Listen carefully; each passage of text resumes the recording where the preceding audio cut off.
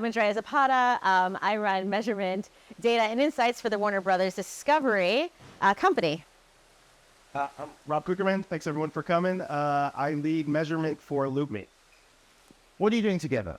Great question. All right, so I'll kick it off, and I'll take us sort of back maybe about a year plus ago. We have this thing called Max. It's a streaming entity. Before it was HBO Max. Before that, it was Discovery over here and HBO Max over here. I mean, we've come a long way in the last year plus. But early days, when it was very, very nascent, we knew that there had to be value that we can extract that was outside of a, look at all this great content in the streaming environment where we think we're reaching younger viewers that might be incremental to how you're already spending on a media plan. I really inherently believe, and we're not going to talk about counting here, but counting is one side of the house. Efficacy or attribution, did it matter? Did it work? Was there resonance down to conversion? These two things are inherently linked.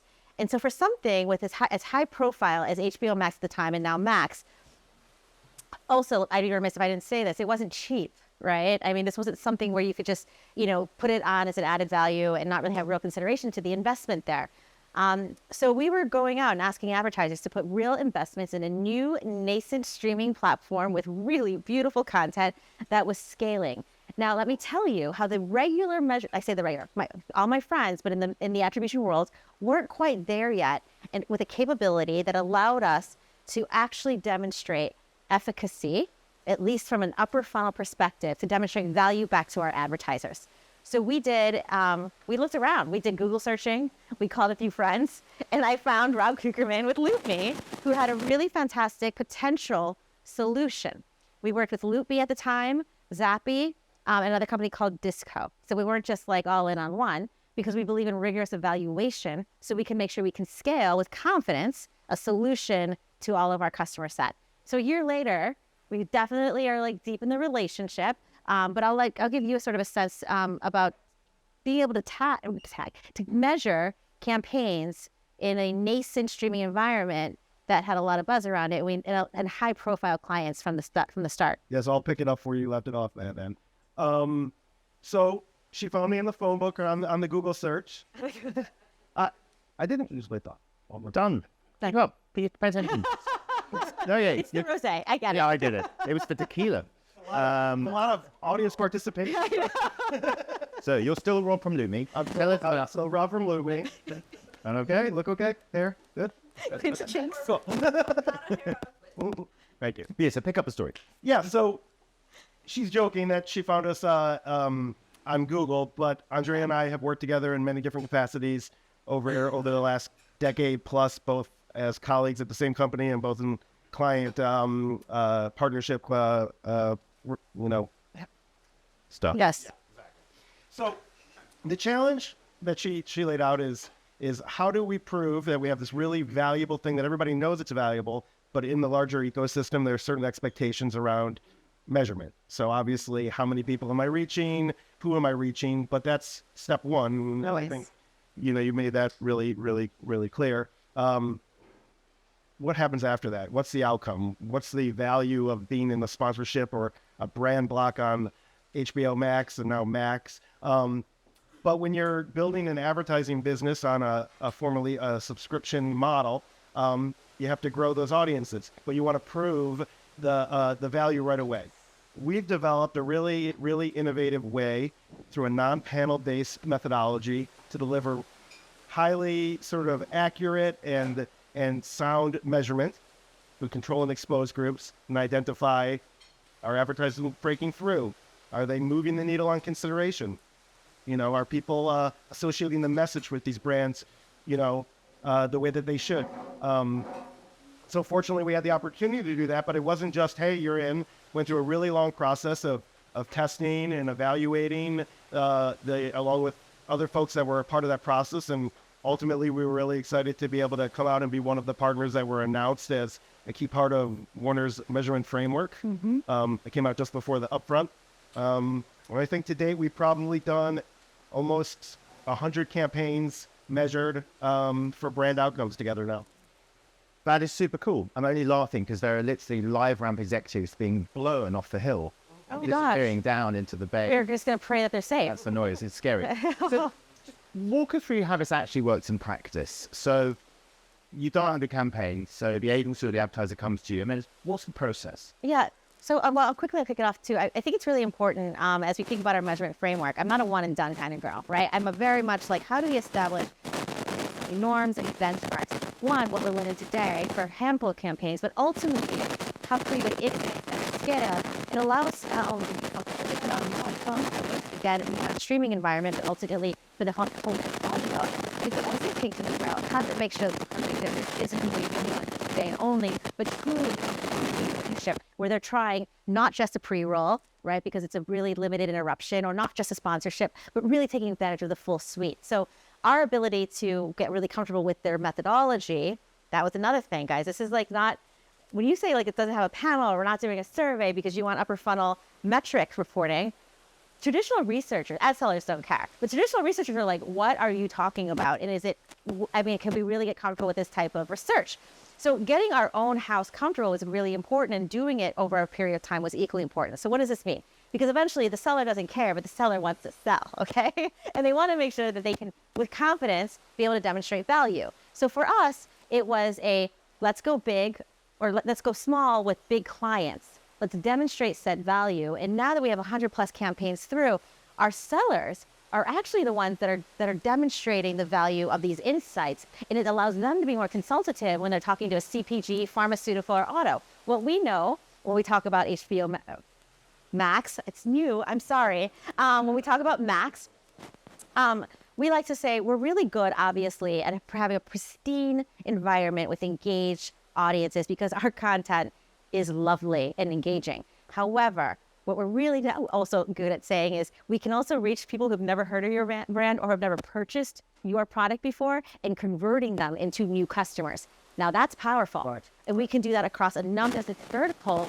And again, we have a small research organization and the ad sellers to be able to evangelize this, and keeping it simple for sellers to do on behalf of our business has been really crucial. And again, it goes back to that's sort of how we make it happen. But he get really weedy because this man's a little bit insane, mad genius on how things work. But it really starts with methodology, getting comfortable, keeping it simple for sellers, but ultimately making sure that we have confidence in what it is that we're bringing to the market. Yeah, I mean, from a more tactical sort of perspective on that, starts with questions. You know, one of the important things for Andrea's team was to have a standardized approach to questions so that you can continue to, assess and compare, build your own benchmarks, but also use our industry benchmarks and be able to provide context, because any type of lift measurement without context is just, big or small numbers, who knows? So briefly, speak to me like I was a 5-year-old. Okay, how does it actually work in practice? He's not good at talking to 5-year-olds. Okay. So, John. Sorry. No, seriously. Yeah. Okay, so, just from an end-to-end perspective, we start off with a survey. Understanding the KPIs of the client within also the framework of the types of questions that we want to standardize for Warner. Those tend to be about making sure that the ad is remembered. So recall, understanding if they are current customers or not, and if we can understand what the dynamic there is. Consideration and message association, and ultimately purchase intent. And those are all key parts of what we're trying to measure. They work with our team to then activate the survey across our framework. I mentioned before, it's a panelist solution. So what we do, and you'll learn more about LoopMe at large in a little bit, we are able to leverage the sort of footprint of our entire outcomes platform and marketplace to be able to get these surveys out in front of consumers, not incentivized consumers. And that's a key thing to remember, because, panels are based on incentives. What we want to have is real-time consumer insights. We put surveys in front of them in natural environments that are native to them, mostly mobile apps, and we're able to collect that exposed data. We also have a proprietary approach to how we build control groups that we call RISA, the nickname for something called the residual index selection algorithm. See how we lost everybody? I know. You said. I'm kidding. It's your one acronym, by the way. You've used it up. It's our acronym. Yeah. It's a nice acronym. Thank you. So that all happens in real time, and we're able to then be able to have a very confident understanding of who's exposed and who that control group is. Right. We have about 70 different parameters that we use to define that control group, much more sophisticated than what you generally see in a traditional panel. It's not just like a little geo and age and demo. And then that goes into our dashboard, and her team accesses it there. And our team also consults and helps dig into the data and build materials. So this all sounds really cool. As you start to look at what you learned from those 100 or so campaigns, what did it really tell you about the value of your inventory? So, I mean, big picture, we work, right? We're very much an upper funnel, as you would think. Yep. It's television on a television set. It's the way God intended content to be viewed, I believe. And if you get a 10, 15, 30-second spot, people are going to remember a bit of what it is that you're telling them. It's a frequency play after that, right? But it's a pristine environment. So whether you're going to be in a pre-roll or you're going to be in a sponsorship, you're going to see lift. And we see lift over time. I joke because, it's WBD. It's the entire portfolio. We've got linear networks where we have 5 to 7 ads per pod, and sometimes it gets lost in the clutter. Here where we see, and again, it goes back to they all work better together. If you put a little max on top of it, what ends up happening is your ad punches above its weight because of the environment in which it's in. I can say this all day, but he's been providing the data, and this is important to note. It's in a dashboard. We're very lean from a team perspective, and so using his team as an extension to ours has been crucial, and using the turnkey dashboard and solution has been next level. So for us to be able to derive these insights in real time has been really, I think, a great part of the partnership. But yes, tell us what we've learned, Rob.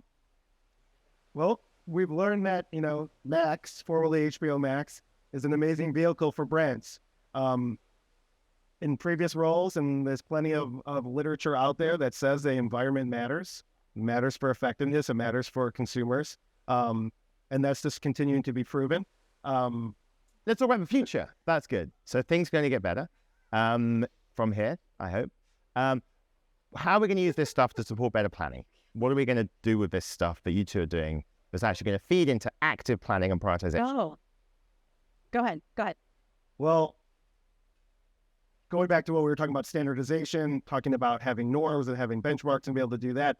There are 2 key things to measurement. There's demand from like this type of measurement. There's demand from clients and agencies who want that, and there's got to be confidence from the teams that are selling it to be able to use it, that it represents well. Once you start to have that baseline and you're able to say, and we go down into the ad units, we go down into the sponsorships, they have different opportunities that you can get on Max. So now we know how they perform on average. We know if you're above average, we can give you insights on if you're below average and maybe even why. So that just feeds right into the planning. So the planners there can take that data, put it in whatever proposals, or be confident that, or Jim Keller and his team can be confident that it's going to work, and we know that it is, and we have the experience to be able to be confident. We knew that before, but now we know for sure. Yeah. And our framework was really intentional, WBD. We wanted to make sure that we have a vast portfolio, right? We're across all screens, and we tell a lot of different stories and we reach a lot of different people. And so for us to be able to make it turnkey for a media mix that scales across all of this and saying, how do we make sure we're capturing resonance from the very top of the funnel all the way down to conversion, which can be sales traffic foot traffic or conversions, a literal sales transaction. We've put together 6 companies that we felt like could scale with us and really to inform the planning. Because at the end of the day, it's the buyer's dilemma. How do we make sure that they're able to do a media mix across everything that we're doing and have confidence in the investment so we can double down next time? Does what you've seen give you the confidence to start selling against guaranteed outcomes? You are definitely asking an interesting question. Not until we can get better at targeting and optimizing. Right. And that is tricky. It's easier in the land of pure digital or streaming. But I don't believe, again, in just siloing one versus another. If we're gonna take investments and we're gonna deploy them across all of our entirety of our house, then we must be able to have confidence that we can target, optimize, and deliver across a linear and a digital or a converged world. And then we can get to the land of at an outcome. But right now, we're just getting good at person 18 to 49, or that's right, auto intender. So Let's start there. So you're like, you can do it. No, I'm kidding. We can help you do it. Because at large, at LoopMe, we do believe that the future is about guaranteed outcomes, not just impressions and CPMs. And, with the right technology, with a base of predictive AI to be able to give you that confidence, then yes, absolutely. Then it just becomes a pricing mechanism, and if the marketplace is going to accept that.